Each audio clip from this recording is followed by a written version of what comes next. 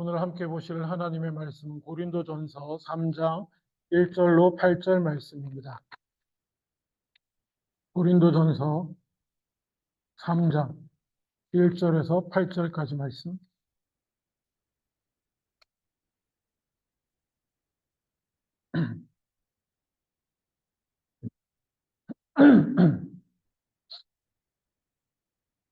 제가 봉독합니다. 제가 가진 성경으로는 신약 성경 265페이지입니다. 형제들아, 내가 신령한 자들을 대함과 같이 너희에게 말할 수 없어서 육신에 속한 자 곧 그리스도 안에서 어린아이들을 대함과 같이 하노라. 내가 너희를 저주로 먹이고 밥으로 아니하였노니 이는 너희가 감당하지 못하였음이거니와 지금도 못하리라. 너희는 아직도 육신에 속한 자로다. 너희 가운데 시기와 분쟁이 있으니 어찌 육신에 속하여 사람을 따라 행함이 아니리요. 어떤 이는 말하되 나는 바울에게라 하고 다른 이는 나는 아볼로에게라 하니 너희가 육의 사람이 아니리요. 그런즉 아볼로는 무엇이며 바울은 무엇이냐? 그들은 주께서 각각 주신 대로 너희로 하여금 믿게 한 사역자들이니라. 나는 심었고 아볼로는 물을 주었으되 오직 하나님께서 자라나게 하셨으니 그런즉 심는 이나 물 주는 이는 아무것도 아니로되 오직 자라게 하시는 이는 하나님뿐이니라. 심는 이와 물 주는 이는 한 가지이나 각각 자기가 일한 대로 자기의 상을 받으리라. 아멘. 아멘. 며칠 전에 한 집사님 가정과 교제하는 중에 전도의 어려움에 관한 얘기를 잠깐 나눴습니다. 전도하기 참 힘드시다는 고백을 해 주셨는데요. 몇 년을 두고 기도하고 또 접촉하고 권면하고 해도 참 힘들다라는 얘기를 정말 마음 깊이 동감하고 공감하면서 갑자기 떠오르는 말씀이 있어서 그냥 정확하게는 아닌데 그냥 이런 말씀을 드렸어요. 어떤 말씀을 드렸냐면은 뿌리는 자도 있고요. 거두는 자도 있습니다. 개인적으로 저는 거두는 자가 되고 싶은 마음이 있지만 그냥 뿌리는 자, 내가 뿌리는 자로 남을 수도 있고 또 물 주는 자로 남을 수도 있고 하여튼 이런 구체적인 얘기는 안 했습니다만 그냥 간략하게 그렇게 말씀드린 기억이 나면서 이 정확한 말씀 내가 다시 찾고 묵상을 하고 나누고 싶다는 생각이 들어서 오늘 이 본문을 여러분과 함께 하기를 원합니다. 목사로서 순전히 개인적인 욕심입니다. 심는 자만 되고 싶지 않고 물 주는 자만 되고 싶지 않고 주님 거두고 열매 좀 보는 사람이 됐으면 좋겠습니다. 가능한 많이요. 뭐 이런 인간적인 생각을 품어봅니다. 근데 여러분도 마찬가지 아니십니까? 여러분 인생이 심는 자로 끝나는 인생, 뭐 그게 뭔지 모르지만 물 주는 자로 끝나는 인생인 것보다는 뭔가 거두는 게 있는 인생이고 싶지 않으세요? 그냥 사람이라면 그러한 마음 다 품게 되는 줄로 믿습니다. 그런 의미에서 방금 제가 했던 얘기도 이해해 주시기 바랍니다. 심는 자로 인생이 끝나도 좋고요. 물 주는 자로 끝나도 좋습니다. 결론 같은 말씀을 드려버렸지만 어쨌든 바울이 이 말씀을 고린도 교회 성도들에게 전한 맥락부터 한번 살펴보기를 원합니다. 고린도전서 3장 1절에 보면 약간은 책망하는 듯한 말투로 시작을 합니다. 형제들아, 내가 너희를 신령한 자들 대함과 같이 너희에게 말할 수가 없어서 육신에 속한 자처럼 너희에게 말한다. 내가 너희를 신령한 자로 인정하고 내가 대화를 진행할 수가 없겠다. 아주 솔직하게 얘기를 하는 거, 이거 책망하는 겁니다. 그래서 신령한 자에 반대되는 말은 육신에 속한 자입니다. 그냥 간단하게 신령한 자는 뭐냐? 성령으로 인도함을 받으며 성숙해 가는 사람을 말해요. 이미 성숙하죠. 성령으로 인도함을 받고 산다는 것 자체가 이미 성숙한 삶인데 그렇게 사는 사람을 신령한 자라고 그러고 그게 안 되는 사람을 육신에 속한 자라고 부르는데 뭐 여러 가지 해석이 있습니다. 육신에 속한 자, 근데 오늘 본문에서 가장 알아듣기 쉽게 육신에 속한 자가 누구냐? 육신에 속한 자, 곧 그리스도 안에서 어린아이들 같은 자. 여러분, 그렇잖아요? 우리가 사람을 대할 때, 저 사람 나이만 먹었지. 나이만 먹었지. 애다, 애. 라고 말하는 사람이 세상에서도 그럴진데 교회 안에서도 예수 구원 못 받았다는 거 아닙니다. 예수 믿고 거듭난 사람이에요. 예수 믿고 거듭난 사람도 그냥 어린아이 같은 사람이 있습니다. 어린아이 같은 자가 천국에 가는 거 아닙니까? 이렇게 갖다 붙이지 마십시오. 여기서 어린아이라는 뜻은 어린아이의 온갖 부정적인 것을 포함합니다. 세상에서 가장 자기중심적인 존재가 누굽니까? 어린아이입니다. 갓난 아기 때 그렇고요. 애가 사람이 되어가는 과정이 뭡니까? 세상에 내가 세상의 중심이 아닐 수도 있겠구나를 깨달아가는 과정이에요. 세상에 남아있는 것도 아니고 다른 사람도 있고요. 하나님도 계시고 나를 넘어 가는 것이 그렇게 자라가는 것이 어른이 되어가는 과정이고요. 신앙적으로는 심지어 나를 죽이라고 말합니다. 나를 십자가에 못 박아 죽이고 그리스도께서 내 안에 살아가는 삶을 가장 이 땅에서 살아가는 삶 중에 가장 이상적인 삶으로 성경은 말하고 있습니다.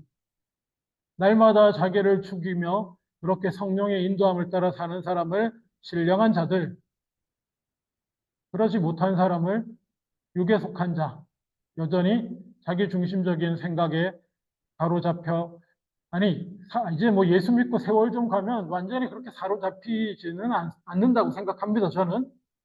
제가 볼 때 그런 분 거의 없습니다. 그렇지만 내 안에 내가 보다 자주 드러나는 사람.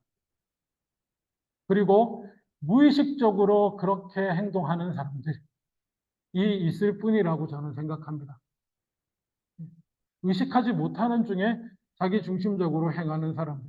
고린도 교회 이분 지금 바울이 말하는 어린아이들 대함같이 내가 너희를 대하면서 얘기할 수밖에 없다라고 말하는 이분들도 아마 제가 말씀드린 이쪽에 해당하는 사람들이 아닐까.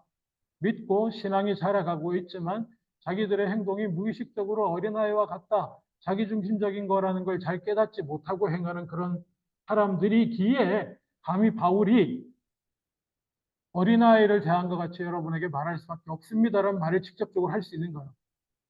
정말 어린아이한테는요, 당신을 어린아이처럼 대하고 말해야겠습니다. 이 얘기도 못합니다. 그러면 삐지고 상처받고 막 토라지고 그래요. 날 보고 어린아이라니. 막 이래요. 그래서 그런 분들한테는 그런 얘기 꺼내지도 못합니다. 이렇게 꺼낼 수 있다는 건 어느 정도 성숙한 사람들인데 지금 자기들이 하고 있는 일이 자기 중심적인 일이라는 걸 깨닫지 못하고 있는 사람들이에요. 그래서 바울이 이렇게 말할 수 있는 겁니다, 감히. 신령한 자들처럼 제가 이번엔 못 대하겠습니다. 어린아이들, 육신에 속한 자들처럼 생각하고 제가 말하겠습니다. 들어보십시오. 라고 말하는데, 그래서 뭐 때문에 그러냐? 너희는 3절에 보면 너희는 아직도 육신에 속한 자로다. 이유가 뭘까요? 너희 가운데 시기와 분쟁이 있으니 어찌 육신에 속하여 사람을 여기서 사람은 믿지 않는 세상 사람을 말합니다. 그리고 자기 안에 죄된 사람일 수도 있죠. 사람을 따라 행하는 것이 아니겠는가? 자, 육신에 속한 자의 증거가 뭐냐면은 시기와 분쟁이 있는 겁니다. 근데 말입니다. 여기서 시기라는 단어가 젤로스라는 단어거든요. 이게 참 묘한 단어인데 여러분 혹시 예수님 시대에 여러 당파 중에 열심당이라고 들어보셨습니까? 칼 품고 다니는 이렇게 뭐 일제 시대에 마치 이렇게 외국노들 이렇게 암살하려고 칼 품고 다니고 이런 것처럼 그런 무장투쟁하는 단체를 열심당이라고 하는데 이게 젤로파라고 해요. 젤로스가 열심이라는 뜻이거든요. 그 젤로스입니다. 이 시기라는 단어가 시기로 번역한 단어가 젤로스예요. 여러분. 그래서 여기는 열심히 한다는 뜻이 있습니다. 열심히 하는데 웬 시기? 이해가 잘 안 되시죠? 근데 놀랍게도 열심이라고 하는 이 긍정적인 일이 시기로 연결될 수가 있어요. 아마 경험해 보신 적이 있을 겁니다. 다른 것도 아니고 주의 나라와 주의 교회를 향한 열심이 였는데 나도 열심히 있고 당신도 열심히 있고 목사도 열심히 있고 집사도 권사도 장로님도 열심히 했는데 이 열심이 분쟁이 돼요. 그래서 딱 두 가지 집은 겁니다. 젤로스와 분쟁, 열심과 분쟁이 있다. 근데 그 열심이 어느 지점에서 시기가 되고 질투가 되고 내 열심이 이루어지지 않고 저 사람의 열심이 이루어지면 시기가 되면서 그게 분쟁이 되고 그렇게 된다는 거예요. 그래서 시기와 분쟁 같이 가는 겁니다. 여러분 가운데 시기와 분쟁이 있다. 그게 뭐냐? 여러분이 죄송한데 그러고 있는 여러분들은 제가 성령의 사람으로 대하고 얘기할 수가 없습니다. 여러분은 육신에 속한 자들이요 어린아이들입니다. 라고 바울이 말합니다. 드릴 기가 있어서 그나마 이렇게 말합니다. 심지어 뭐라고까지 말했었냐면 2절에 보면 내가 너희를 저주로 먹이고 밥으로 아니하였노니 이게 밥으로 번역되어 있는데요. 사실 고기입니다. 고기. 저는 애기들한테 우유로 먹이고 서양에서는 커야 고기를 구워줍니다.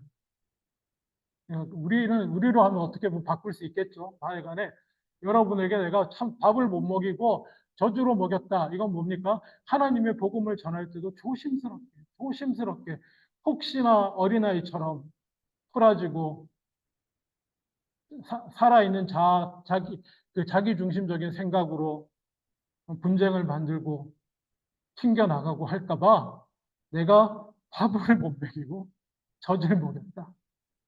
라고 이제 고백할 정도가 됐으니까 어느 정도는 분명히 잘한 게 분명합니다. 잘하지 못하면 이 얘기도 못합니다. 어린아이한테는 이 얘기도 못해. 네가 어려서 젖을 먹여. 내 자식이면 그러지. 어제 도망도 못 가니까 그런 소리 하는데 언제든지 튕겨나가고 도망갈 준비가 되어 있는 자들에게는 이렇게 말 못하죠. 하여튼 그래도 어느 정도 들을 기가 있어서 이렇게 얘기합니다. 감사하죠. 자, 시기와 분쟁이 있어서 실제로 어떤 형태로 이것이 드러나냐 하면은 파가 나뉘었어요. 나는 바울에게라. 나는 아볼로에게라. 1장을 보시면 이 두 사람밖에 없지 않습니다. 어떤 사람은 나는 베드로로부터, 나는 베드로파, 나는 바울파, 나는 아볼로파, 심지어 예수파도 있어요. 이렇게 막 나뉘는 거, 교회가. 내게 세례 준 사람은 바울이야. 나를 세례 준 사람은 아볼로야. 내가 복음을 듣고 내가 세례 받은 사람은 베드로야. 나는 베드로파. 그런 게 어딨어. 예수님만 따라야지. 나는 예수파. 이렇게 되는 거죠. 그런 일들이 있었습니다. 이런, 이런 일이 생기는 이유가 뭘까요? 내가 바울파라고 주장하고 싶은 이유는 뭡니까? 내게 세례를 주신 분이 너희들한테 세례를 준 분보다 훨씬 뛰어난 분이셔. 그 얘기하고 싶은 거예요. 그래서 나는 바울한테 세례받은 사람이야. 무슨 소리 하는 거야? 예수님의 수제자는 베드로야. 바울은 나중에 들어온 사람이야. 예수님 이 땅에 살아가실 때는 옆에 있지도 않았다고. 그 베드로가 나를 세례를 줬어. 나는 그 베드로로부터 세례를 받은 사람이야. 이렇게 되는 겁니다. 아니야. 아볼로 몰라? 아볼로가 얼마나 똑똑한 사람인데 이 사람이 얼마나 목회를 잘하고 얼마나 따뜻하게 말씀으로 사람을 감싸주고 정말 이 사람이야말로 예수의 시도인데 그분이 내게 세례를 줬어. 난 아볼로파야. 이런 얘기를 왜 합니까? 자아가 살아있어서 그래. 어린아이 같이. 어린애들끼리 모이면 맨날 하는 게 뭐예요? 동네에서? 아빠 자랑, 엄마 자랑, 지 가진 거 자랑, 집 자랑, 뭐 자랑. 그렇죠? 그거예요. 똑같이.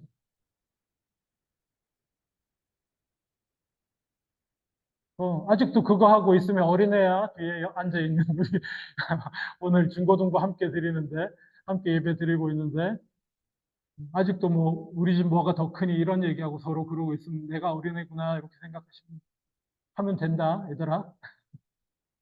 자, 그런 거예요. 그래서 그런 일이 일어나는 겁니다. 그러니까 또 여기서 또 잘난 사람 한 명 있잖아요. 뭔 소리 하는 거야. 우리는 예수님만 믿지. 이러면 자기 믿음이 더 크잖아요. 아볼로고 뭐고 바울이 뭐고 그게 뭐야. 우린 예수만 믿는 예수파지. 이렇게 또 나와요. 잘하는 것 같은데 그것도 잘하는 것도 아닙니다. 어쨌거나 다 열심히 있고요. 다 진심입니다. 자기도 모르는 사이에 그런 거에 진심이 되어 있고 자기도 모르는 사이에 성령의 인도하심을 떠나서 육에 속해서 어린아이처럼 되어버리는 모습을 보일 때에 바울이 그것을 지적하면서 또한 오늘 본문 중요한 이야기를 합니다. 5절에 그런즉 아볼로는 뭐고 바울은 뭐냐? 그들은 주께서 각각 주신 대로 너희로 하여금 믿게 한 사역자들이니라. 6절에 나는 심었고 아볼로는 물을 주었을 뿐이고 그대로죠. 여기 와서 개척한 사람이 누굽니까? 고린도 교회 개척한 사람 바울이에요. 근데 바울은 사실 이렇게 함께하면서 장기적으로 목회하기엔 적합한 은사가 있던 사람은 아니었습니다. 분명히 불 같은 데가 좀 있고요. 성경 사도행전 보면 이렇게 대판 싸운 일도 있습니다. 어디 가서 목숨 걸고 복음을 전하고 교회 세우고 이런 거는 열심히 있게 잘 하지만 사람들을 다독거리며 이게 목회거든요. 목회적인 마인드는 없던 사람인데 그 뒤에 와서 고린도 교회를 잘 안정시키고 다독거려서 잘 목회해서 세운 사람이 아볼로입니다. 성경에 능하고요. 그래서 이렇게 표현하는 겁니다. 나는 심었고 그리고 아볼로는 물을 줬다. 근데 그랬을 뿐이고 하나님께서 자라게 하신다는 거예요. 하나님께서 자라게 하셨어. 그런즉 심는 이나 물 주는 이는 아무것도 아니로되 오직 자라게 하시는 이는 하나님이시다. 제가 앞에 이런저런 긴 얘기를 많이 했는데요. 우리 인생에 꼭 붙들어야 될 게 뭐냐면 자라게 하시는 이는 하나님이시다. 다르게 표현할 수도 있는 게 이루시는 이는 하나님이시다. 영적으로도 구원하시는 이는 하나님이시고 세우시는 이도 하나님이시고 살리시는 이도 하나님이시다. 아멘. 예.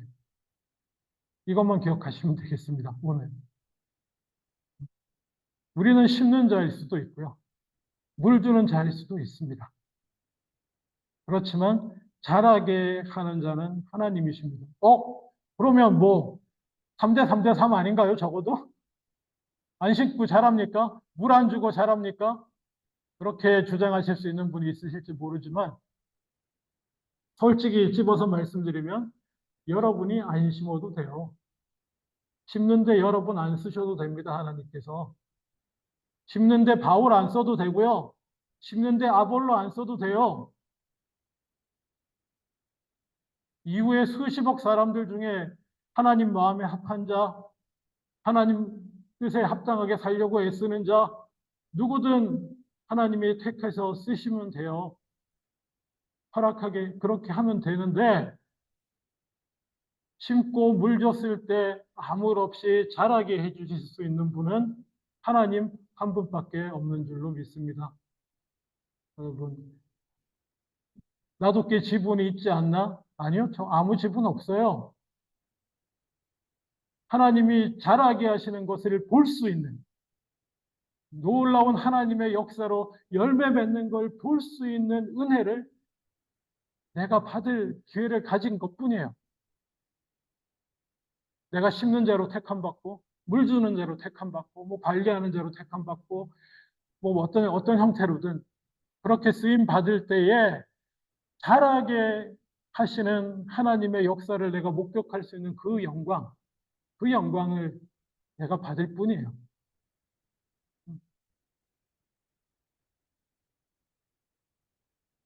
놀랍게도 그 자라고 맺는 열매는 하나님 나라 앞에 가서야 보게 될 때도 있습니다. 어떤 사람은 참으로 감사하게도 이 땅에 살아 있는 동안 자기가 심은 것에 대한 결과를 보기도 하고 자기가 물 준 것에 대한 결과를 보는 은혜를 누리기도 하지만 그런 사람들보다 하나님 앞에 가서야 비로소 내가 심었던 것, 내가 물 줬던 것, 그것이 하나님께서 이렇게 자라게 하시고 이렇게 열매 맺게 하시는 일이구나 라고 보게 되는 사람들이 훨씬 많습니다. 심지어 믿음의 조상들부터 얘기해 볼까요? 아브라함도 이 일이 어찌 될지 모르고 갔어요. 그냥 하나님이, 예수님이 오시고 뭐 구원의 역사가 이루고 어찌 될지 모르고 그냥 부르심에 따라 자기가 그냥 첫걸음 내디고 자기 역할 하면서 간 거예요. 다른 많은 사람들이 그렇잖아요. 뭐 사도 바울도 하나님께서 쓰시니까 막 여기저기 그 당시로는 세계라고 여겼던 로마의 끝, 스페인 쪽까지 가서 복음 전하기를 꿈꾸며 살았지만 이 땅이 이렇게 넓었을지 어떻게 합니까? 그리고 이 지구가 둥글고 이 세계를 한 바퀴 돌면서 복음이 전해지고 수십억의 사람들이 하나님을 믿게 되고 뭐 이런 거 모르잖아요. 그냥 지금 뭐 고린도 교회 무슨 교회 돌보면서 나는 심었고 뭐 이렇게 하면서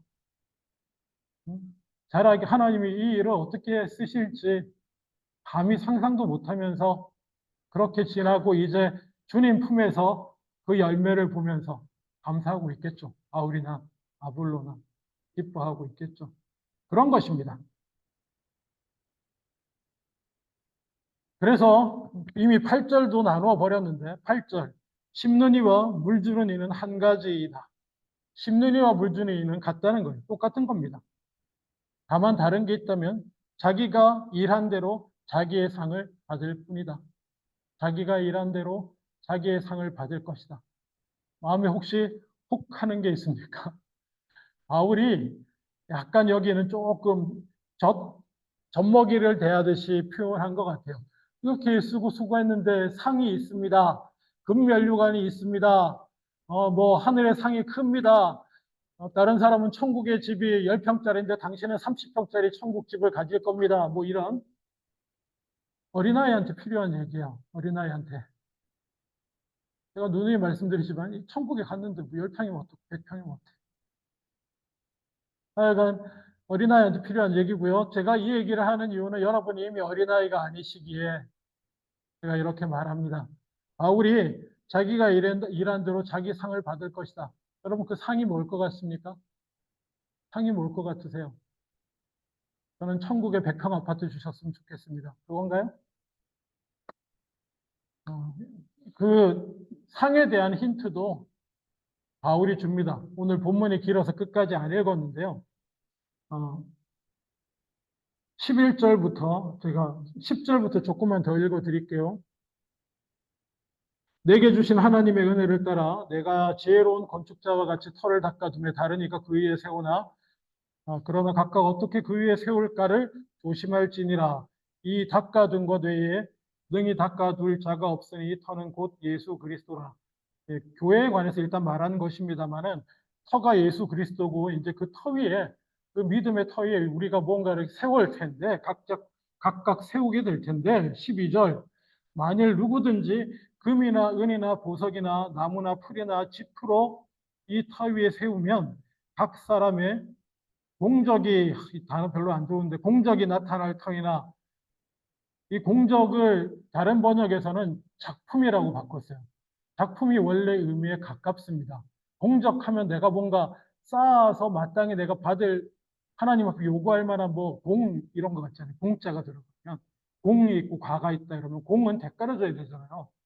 공이 있으니까 그런 게 아니거든요. 그런 단어가 별로 안 좋아요. 그래서 원래의 의미에 더 가깝게 어, 작품, 자기가 애써서 하나님을 위해서 이렇게 세우는 어떤 것이에요? 세우는 어떤 것이 있을 텐데 아, 공적이 나타날 터인데 그날이 공적을 밝히리니 이는 불로 나타내고 그 불이 각 사람의 공적이 어떠한 것을 시험할 것임이라.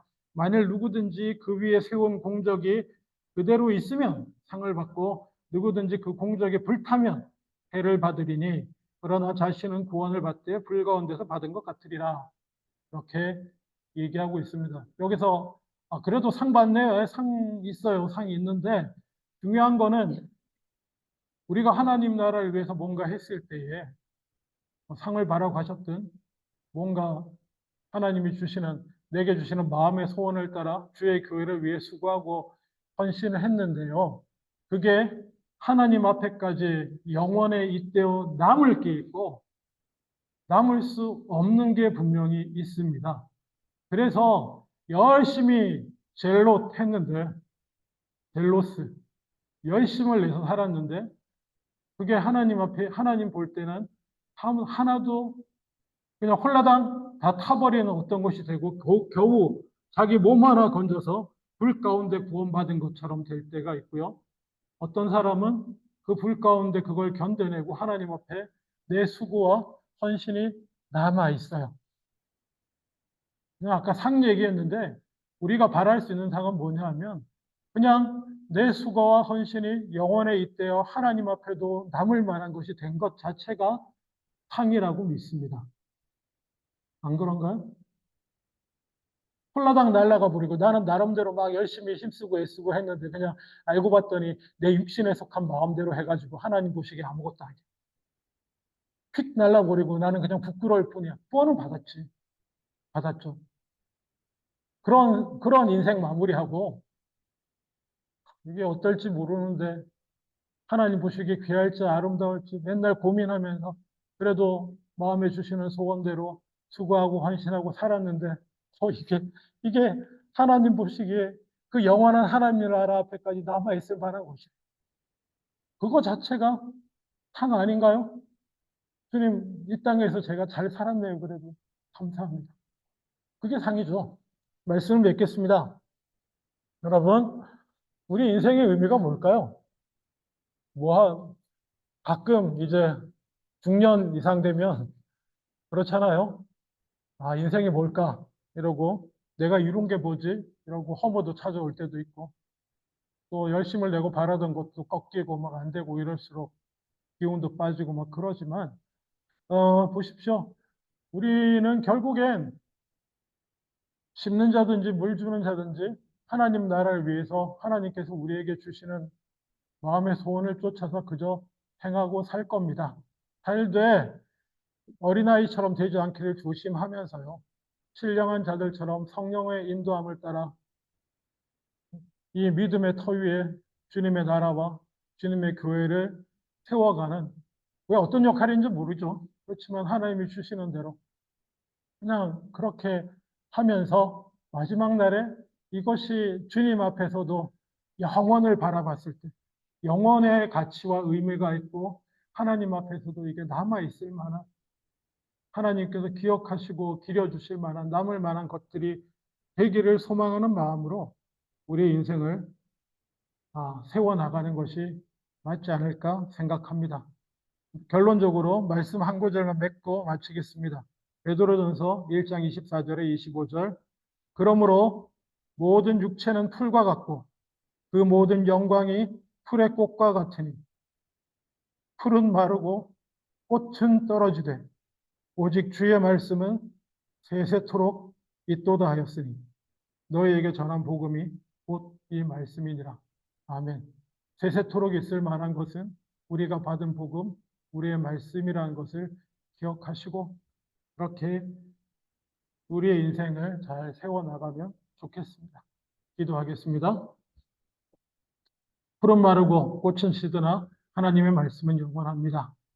우리가 하나님이 주시는 대로 심는 자든지 물 주는 자든지 어떻게 살든지 어린아이가 되지 아니하고 신령한 자로서 맡겨주신 사명 인도하신 대로 잘 감당해서 하나님 앞에 내 수고가 남을 만한 것이 될 수 있기를 바라는 그 마음으로 수고하고 이 허망한 인생 풀처럼 마르고 꽃처럼 시들어가는 인생이지 하나님 앞에 남을 만한 것이 있는 그런 인생 되기를 원하오니 은혜 베풀어 주시옵소서. 감사드리고 예수님 이름으로 기도합니다. 아멘.